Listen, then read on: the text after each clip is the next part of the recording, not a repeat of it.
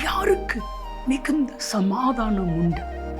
சங்கீதம் 119 165, வேதத்தை நேசிக்கிறவர்களுக்கு மிகுந்த சமாதானம் உண்டு. பிரியமானவர்களே, நீங்க வேதத்தை நேசிக்கிறவங்களா? இயேசு பிறக்கும் பொழுது தேவ தூதர்கள் சொன்னாங்க, உன்னதத்தில் இருக்கிற தேவனுக்கு மகிமையும் பூமியின் மேல் சமாதானமும் உண்டாவதாக. அப்போ இயேசு கிறிஸ்து சமாதானத்தை கொடுக்கிறது தான் இந்த பூமிக்கு வந்தார். இன்னைக்கு உலகத்தில் மேக்சிமம் சமாதானம் இல்லை. யாருக்கு சமாதானம்? வேதத்தை நேசிக்கிறவங்களுக்கு.